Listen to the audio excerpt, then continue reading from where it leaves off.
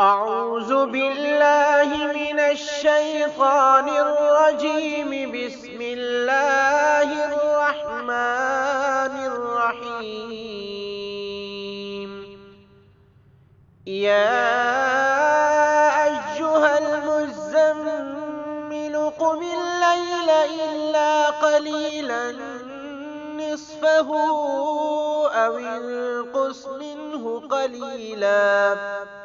أو زد عليه ورتل القرآن ترتيلا إنا سنلقي عليك قولا ثقيلا إن ناشئة الليل هي أشد وطئا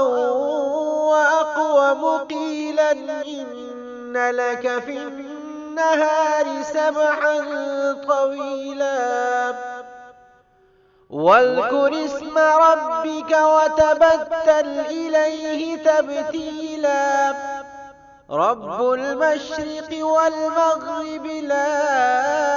إله إلا هو فاتخذه وكيلا واصبر على ما يقولون واهجرهم هجرا جميلا وذرني والمكذبين أولي النعمة ومهلهم قليلا إن لدينا أنكالا وجحيما وطعاما ذا غصة وعذابا أليما يوم ترجف الأرض والجبال وكانت الجبال كثيبا مهيلا إنا أرسلنا إليكم رسولا شاهدا عليكم كما أرسلنا إلى فرعون رسولا فعصى فرعون الرسول فأخذناه أخذا وبيلا فكيف تتقون إن كفرتم يوما يجعل الولدان شيبا السماء منفطر به كان وعده مفعولا إن هذه تذكرة فمن شاء اتخذ إلى ربه سبيلا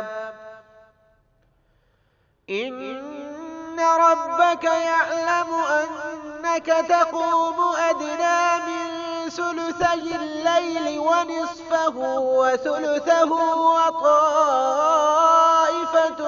من الذين معك